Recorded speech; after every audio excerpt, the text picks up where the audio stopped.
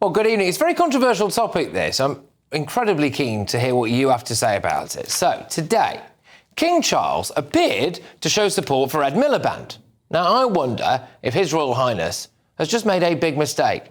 The issue of the climate is overtly political, and the King should not be political. Ed Miliband is a net zero zealot. He seems to be as radical as they come. A millionaire born in Fitzrovia, one of the poshest parts of Britain. He is the most fanatical climate-obsessed politician that we have ever had in government. His net zero policies could cost thousands of jobs.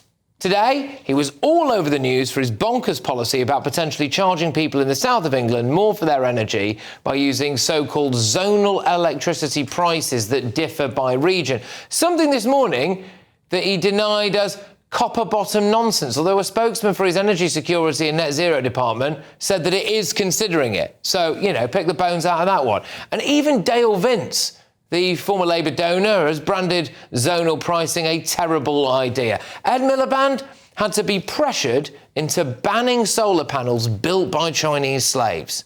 I mean, that's how fanatical he is here. I mean, the man got absolutely skewered today on the price of oil and gas and tax. Energy companies in this country are taxed at 78% on energy profits. That pushes up prices too. No, that's wrong. Look, it's not 78%? It is 78%, but it's not incredible. Whereas obviously regular corporate tax is 25%. It's really important to make this point. Oil and gas is set, the price of oil and gas is set on the international market. The reason why... That's the raw commodity price, in the same way that the prices of batteries is set on the raw, the raw commodity price. It's not set by the tax rate on UK companies, is what I'm saying. It's set by the global price. You see, I understand that, but you're saying that tax rates don't impact pricing? I'm saying that in relation to oil and gas, they don't.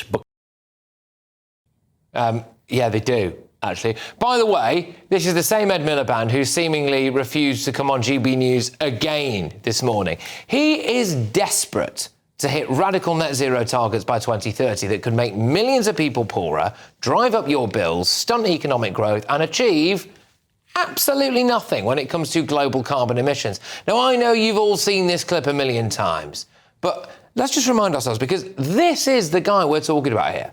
The answer, my friend, is blowing in the wind. The answer is blowing in the wind.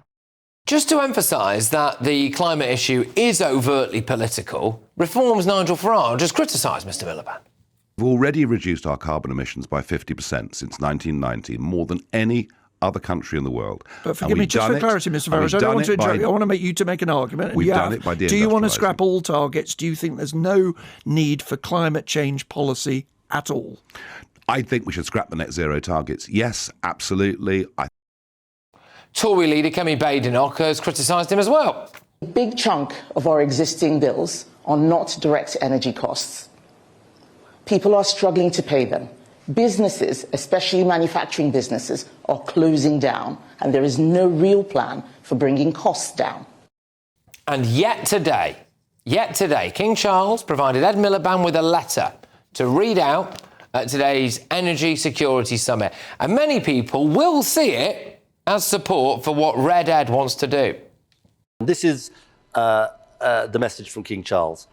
As we all navigate the transition to cleaner energy for our planet and energy security for our citizens, summits such as these are of vital importance. Events over recent years have shown that when well managed, the transition to more sustainable energy sources can itself lead to more resilient and secure energy systems.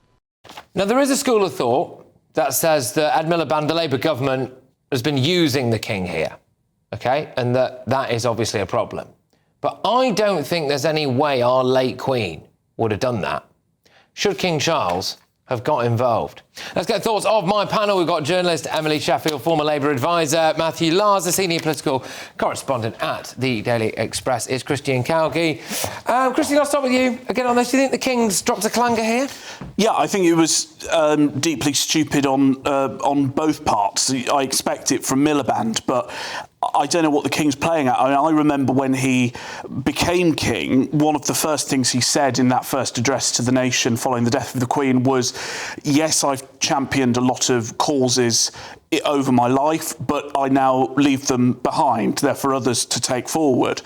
And what I find so astonishing is this week, the BBC forced presenter Evan Davis to stop presenting a podcast on net zero related issues because they realise that this is now deeply politically contentious territory. Now, if the BBC recognises that this is politically contentious, there isn't an excuse for Buckingham Palace to not also realise it. And I'm afraid, yes, the king shouldn't be intervening, especially when you have such a stupid zealot like Ed Miliband, who's obviously going, whether it was the king's intention or not, to manipulate and use it as a personal endorsement for his mad hat policies. So, Emily, you, I think, we're very wary, rightly so, and we don't want to be seen to be laying into the king, massive monarchist, and I think the vast majority of our viewers and listeners are. Do you think there's an argument to say that actually this is a Labour issue? They're using him here. I've some sympathy with the king because I think this has been his one thing he's championed all his life. I also think there's a wide issue here that this summit invites a lot of the Commonwealth here. And when you read actually the whole letter, not just the clip that Ed Miliband team pulled out, he's actually talking about some very vulnerable countries within the Commonwealth who really are seeing their flood levels rise to a very, very dangerous point. And that's would have been where the king's care was, for these countries within the Commonwealth where global emissions are hurting them. So I'm afraid I do fall on the political team around Ed Miliband and Ed Miliband's zealotry, that they've taken what the king would have just seen as a letter giving support to some countries in the Commonwealth. And yes, it has been a lifelong championing of him. But I'm afraid I think it's completely wrong that Ed Miliband used it, politicised it, and I think it'll mean that the king will never come out in support of anything they do ever again. I mean, Ed Miliband has got form for, some would argue, manipulating data to suit his own narrative. There is, of course, NESO, the National Energy Security Organisation, I think they're called. And it turns out that if you go on Company's House, he is, by the way, I'm at pains to say, if anyone starts shouting at me, they are adamant that there is no operational overlap between the Secretary of State and NESO. However, according to Company's House, the person of significant control is Secretary of State Ed Miliband. And that particular organisation produced a report. Can we guess what it said? Oh, it completely said that if we ploughed ahead with absolutely everything that he said that he wanted to do, then we'd be fine. And he then presented that as independent from the data. He held it up and said, look at this, an independent report that said it. And now he's there waving a letter from the king around, clipping it up, putting it on social media. Who does this guy think he is? Well, I think he thinks he's the Secretary. I think he's His Majesty's Secretary of State for Energy and Net Zero. So let's just be clear what this conference is. This is an international energy agency conference hosted by the British. It's not a political event. There were speakers from all over the world, and the key thing was there were attendees from Commonwealth countries and countries from around the world. Keynote speeches, who gave them? Keir Starmer, Ursula von der Leyen, Ed Miliband. It's political. Well, Ursula von der Leyen is not a British politician. She's the leader of the European. She's the leader of the European Commission. And the King gave a pretty anodyne welcome message to delegates from around the world, as he does, and indeed Her late Majesty did at major international gatherings like this. Hang on, that's not what Ed Miliband said on Twitter. That is not X. Sorry, that he totally politicises it. Totally. I personally, if I was the King, would have done it as a video message, and then rather than having Ed read it out, I think that would have been better for everybody if it had been done as a video message, welcoming people to this important discussions on an issue that's important to us all. But I don't think the principle is wrong. But I don't really understand the need for the King to say anything. I mean, the environment is a political issue, and even if it's not a political issue, what's the job of the King? It's the head of state, it's the head of the Church of England. It's not there's nothing in the job description that requires him to intervene on the environment, let alone a conference being headed up, as you point out, by politicians. It seems like he just can't. I think the only reason he's but it's not a because there are lots of Commonwealth. But if it were a Commonwealth event, in that large maybe. sector. But I still think that this is too politically contentious now for the King to be getting involved, and I think he's got probably a lot of university-educated left-wing advisors in Buckingham Palace going, no, it's fine. Everyone agrees on the environment. His head of press, by the way, comes from the Daily Mail. Oh, I know who his head of press is. I don't think... just on at least he didn't sing it. One of the things, I just say that he didn't get his banjo out and sing it, so great for the small mercies. That's the win.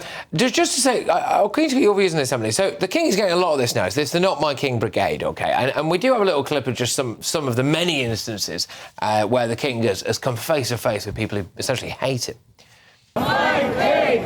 Not my King! What's in the game? My King! My King! So it's amazing how they can all get the day off work, isn't it? But anyway, it was a Saturday. My friend went on it. Come on, you cheeky monkey. They do everywhere he goes. But I worry, Emily, that maybe the King or some of his advisors are thinking, well, we need to appease some of those people. And I reckon they're probably in favour of things like, like net zero and all of that. So if I take on some of these quote-unquote woke causes, then actually that'll win them round. And actually, they just hate him. He's not winning them back. I don't know. I think on the environment, this has been a lifelong clarion call from the King. So I think we need to separate that. Okay. It is like the one thing he spent his whole life being passionate about, as well as sort of more conservative measures around architecture in this country. So I think we've got to park that.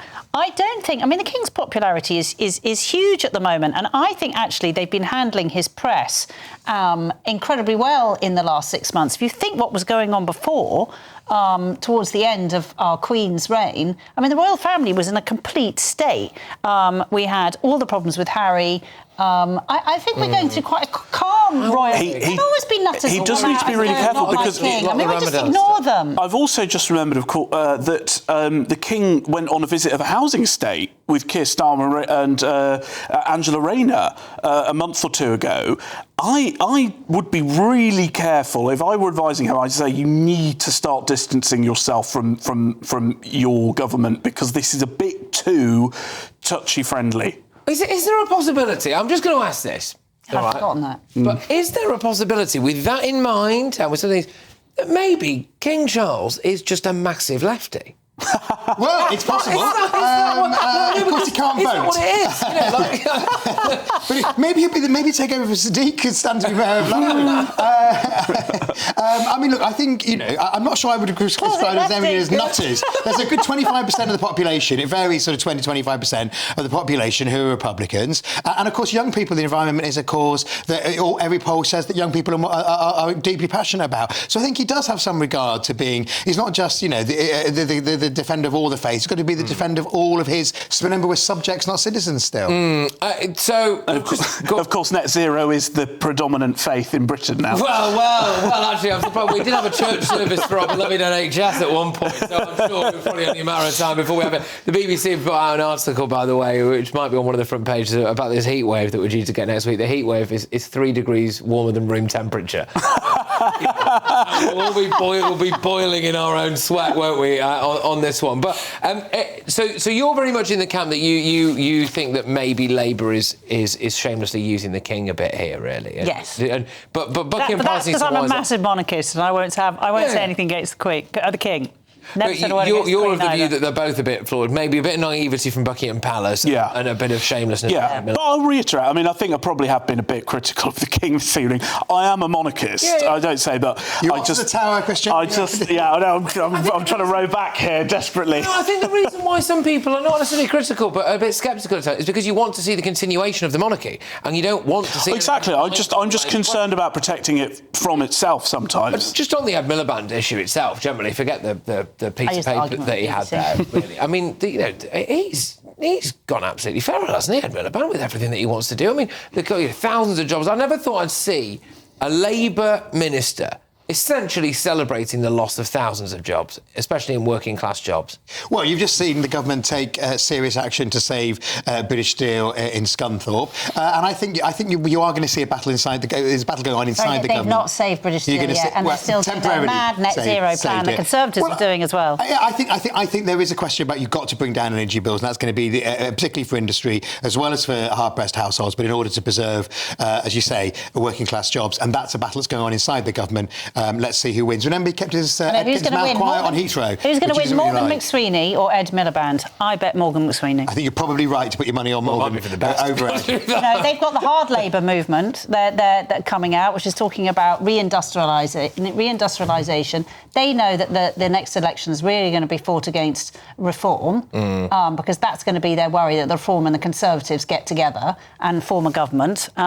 So I'm afraid Ed Miliband's going to be out of fashion soon, and Morgan McSweeney will, I don't know, out of fashion and in a straitjacket. Yeah. Well, we'll a little harsh. A little harsh. I mean, the banjo clip, I wouldn't have happened in my day. I just want to point that out. All right, fair enough. OK,